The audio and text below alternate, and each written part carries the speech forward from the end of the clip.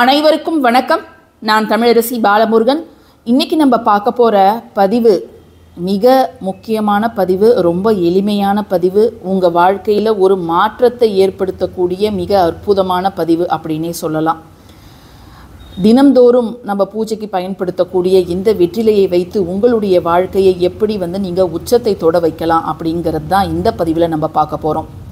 சாதாரணமாக கிடைக்கக்கூடிய வெற்றிலை தாங்க இது. ஆனால் இந்த வெற்றிலையை நம்ம சரியான வழியில் பயன்படுத்தும் போது நம்ம வாழ்க்கையில் ஏற்படக்கூடிய மிக முக்கியமான பிரச்சனை, முதல் பிரச்சனை என்னன்னு கேட்டிங்கன்னா பணத்தட்டுப்பாடு. அதை நம்ம நீக்கிடலாம். அடுத்தது நீங்கள் நினைத்த விஷயம் நிறைவேறுவதற்கு நீங்கள் என்ன செய்யணும் இந்த வெற்றிலையை வைத்து, அதை பார்க்க போகிறோம். மூணாவதாக உங்கள் வாழ்க்கையில் ஏற்படக்கூடிய தடைகளை நீக்குவதற்கு இந்த வெற்றிலையை வைத்து என்ன வழிபாடு செய்யலாம் அப்படிங்கிறது தான் நம்ம பார்க்க போகிறோம். இந்த வெற்றிலை அப்படிங்கிறது மருத்துவத்தில் பல முக்கிய பங்கு வகிக்குது. அது மட்டும் இல்லாமல் ஆன்மீகத்திலையும் முக்கிய பங்கு வகிக்குது. ஒரு சின்ன விசேஷனாலும் அங்கே வெற்றிலை பாக்கு இல்லாமல் இருக்காது.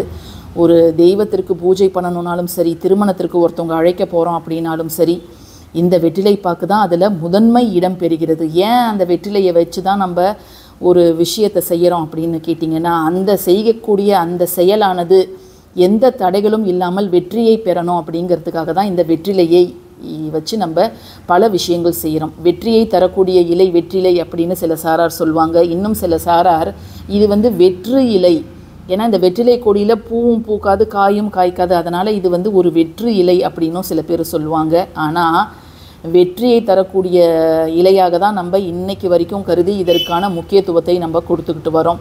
இந்த வெற்றிலையில் பார்த்திங்கன்னா முப்பெரும் தேவியரும் வாசம் செய்கிறாங்க. நுனிப்பகுதியில் லக்ஷ்மி, நடுப்பகுதியில் சரஸ்வதி, காம்பு பகுதியில் பார்வதி தேவி. அது மட்டும் இல்லாமல் மும்மூர்த்திகள் சிவா, பிரம்மா, விஷ்ணு, அதுக்கப்புறம் நவகிரகங்களில் சுக்கிரனும் இதில் வாசம் செய்கிறார் அப்படின்னு சொல்கிறாங்க.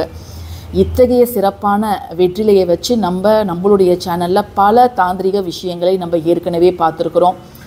ரொம்ப முக்கியமான ரொம்ப எளிய விஷயம் என்ன அப்படின்னு கேட்டிங்கன்னா, உங்கள் வீட்டில் ஒரு 11 வெத்தலை இல்லை ஒரு 15 வெத்தலை இருக்குது, அது யூஸே இல்லாமல் இருக்குது அப்படின்னா, ஜஸ்ட்டு அந்த வெற்றிலையை நீங்கள் நூலில் மாலை மாதிரி கட்டி உங்களுடைய நிலைவாசலில் தொங்க விடுங்க.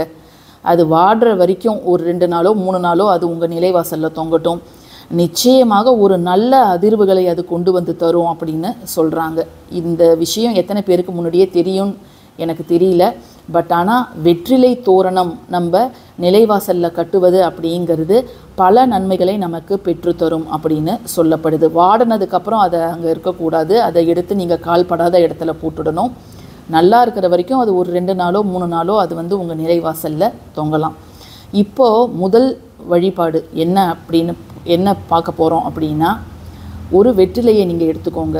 பணத்தடை இருக்குது, பண கஷ்டம் எனக்கு ரொம்ப இருக்குது, நான் என்ன செய்யறது அப்படின்னு நினைக்கிறவங்க, நீங்கள் செவ்வாய்க்கிழமைகளில் முருகனை வேண்டி இப்போ நம்ம சொல்லக்கூடிய ஒரு விஷயத்தை மட்டும் நீங்கள் செய்யுங்க.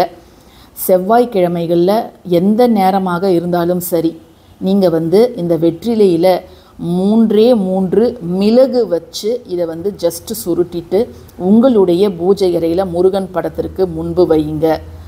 3 நாட்கள் இந்த வெற்றிலையும் மிளகும் கட்டிய அந்த பொருள் அப்படியே முருகர் படத்துக்கிட்டேயோ சிலைக்கிட்டேயோ, அல்லது ரெண்டுமே எங்கள் வீட்டில் இல்லை அப்படின்னா ஏதாவது ஒரு விளக்கு ஏற்றுவீங்கள்ல, அதுக்கு பக்கத்துலேயோ 3 நாட்கள் இருக்கட்டும்.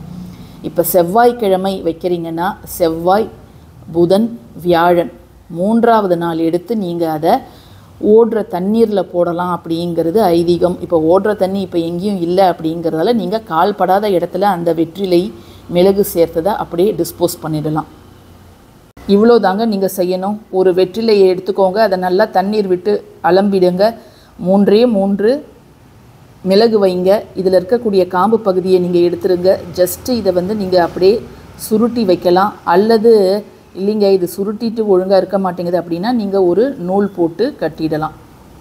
ஜஸ்ட்டு இவ்வளோ தான் நீங்கள் பண்ண வேண்டியது. இதை நூல் போட்டு கட்டி அப்படியே உங்களுடைய பூஜை அறையில் முருகர்கிட்ட வச்சிடுங்க. செவ்வாய்க்கிழமை அன்று இதை முருகரை வேண்டி உங்கள் பூஜை அறையில் வைப்பது அப்படிங்கிறது ரொம்ப நல்லது. இப்படி நிற்க மாட்டேங்குது, இது ஓப்பன் ஆகிடுது அப்படின்னா நீங்கள் ஒரு வெள்ளை கலர் எந்த கலர் நூலாவது போட்டு இதை கட்டி வச்சிடுங்க.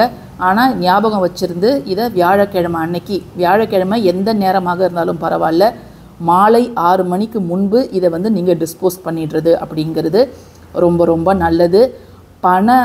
வேணும் பணத்தடைகளை நீக்குவதற்கு, நினச்ச பணம் உங்களுக்கு வருவதற்கு இதை நீங்கள் வாரம் செவ்வாய்க்கிழமை கூட நீங்கள் செய்யலாம். முயற்சி செஞ்சு பாருங்கள். இரண்டாவதாக நம்ம பார்க்கக்கூடியது, ஏதாவது ஒரு குறிப்பிட்ட கோரிக்கையை, நிறைவேறாத ஒரு குறிப்பிட்ட வேண்டுதலை நிறைவேற்றி தருமாறு நம்ம கடவுள்கிட்ட வேண்டுவது. இது எந்த ஒரு குறிப்பிட்ட கடவுளையும் சார்ந்து இருப்பது கிடையாதுங்க. இதை வந்து நீங்கள் இதை ஒரு 5 நாட்கள், தொடர்ந்து 5 நாட்கள் இரவு தூங்க போகிறதுக்கு முன்பு நீங்கள் செய்ய வேண்டியது. இந்த மாதிரி ஒரு நல்ல நிலையில் இருக்கக்கூடிய வெற்றிலையை எடுத்துக்கோங்க, காம்பு பகுதியை நீக்கிடுங்க. அது மேலே வந்து ஒரு துளி பச்சை கற்பூரம் வந்து வச்சுட்டு இதை நீங்கள் உங்கள் பூஜை அறையில் வச்சு எரிய வச்சுடுங்க. வச்சுட்டு நீங்கள் அந்த பூஜை அறையிலே அந்த வெற்றிலை, அந்த தட்டு அப்படியே இருக்கலாம். மறுநாள் காலையில் இதை அப்புறப்படுத்திடுங்க. இதை மாதிரி நீங்கள் 5 நாட்கள் தொடர்ந்து செய்யும் பொழுது நிச்சயமாக இது எரியும் பொழுது அந்த சுடரை பார்த்து, அந்த நெருப்பு அக்னியை பார்த்து உங்களுடைய கோரிக்கை என்னவோ அதை வந்து நீங்கள் மனதார வேண்டிக்கோங்க.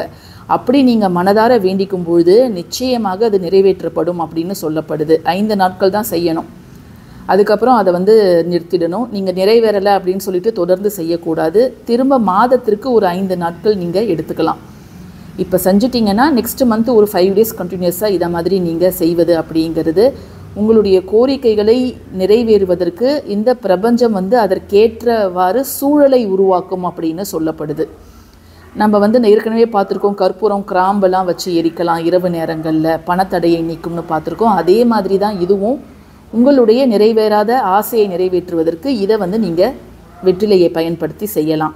மூன்றாவது வழிபாட்டு முறை என்னன்னு பார்த்தீங்கன்னா, பொதுவாக வாழ்க்கையில் ஏற்படக்கூடிய தடைகள், எதை தொட்டாலும் எனக்கு பிரச்சனையாக இருக்குது, எதுவுமே நான் நினச்ச மாதிரி நடக்கிறது கிடையாது, எதில் போனாலும் எனக்கு வந்து சர்க்கிளாகவே இருக்குது, அடி விழுந்துக்கிட்டே இருக்குது அப்படின்ட்டு சில பேர் சொல்லுவாங்க. தொட்டது எதுவுமே எனக்கு நடக்க மாட்டேங்குது அப்படிங்கிறவங்க எந்த தடையாக இருந்தாலும் சரி, ஒவ்வொரு புதன்கிழமையும் உங்கள் வீட்டுக்கு அருகில் இருக்கக்கூடிய விநாயகர் கோவிலுக்கு இந்த வெத்தலை பாக்கு, பழம், பூவெலாம் எடுத்துகிட்டு போய் அர்ச்சனை பண்ணும்பொழுது 2 ஏலக்காயையும் நீங்கள் அந்த வெற்றிலை கூட வச்சுக்கோங்க. அப்படி நீங்கள் வச்சு எடுத்துக்கிட்டு போகும்பொழுது நிச்சயமாக அந்த தடைகள் எல்லாமே கொஞ்சம் கொஞ்சமாக நீங்கும். இப்போ நம்ம சொன்ன அனைத்து 3 வழிபாடுகளும் செஞ்ச ஒரே நாளில் உங்களுக்கு பலன் கிடைக்காது. தொடர்ந்து நீங்கள் நம்பிக்கையோடு செய்யும் பட்சத்தில் நிச்சயமாக உங்களுக்கு அது வெற்றியை தரும். ஏன்னா இந்த 3 வழிபாட்டிலையும் நம்ம முக்கியமாக வெற்றிலையை பயன்படுத்துகிறோம். முதல்ல பார்த்தது வந்து பணத்தடைகள் நீக்குவதற்கு, இரண்டாவது வந்து ஏதாவது ஒரு குறிப்பிட்ட கோரிக்கை நிறைவேறுவதற்கு, மூன்றாவது வந்து பொதுவாக தடைகள், சறுக்கல், தடங்கள் இருக்குது அப்படின்னா அது வந்து நீக்குவதற்கு. ஸோ இந்த 3 வழிபாட்டில் உங்களுக்கு என்ன பிரச்சனையோ அது நீங்குவதற்கு நீங்கள் உடனே உங்களுடைய வழிபாட்டை ஆரம்பிக்கலாங்க. நிச்சயமாக வெற்றி தரும். இந்த பதிவு உங்களுக்கு பிடிச்சிருந்ததுன்னா கட்டாயமாக லைக் பண்ணுங்கள், ஷேர் பண்ணுங்கள், நம்ம சேனலுக்கு சப்ஸ்கிரைப் பண்ணுங்கள். தேங்க்யூ ஃபார் வாட்சிங் திஸ் வீடியோ. நன்றி.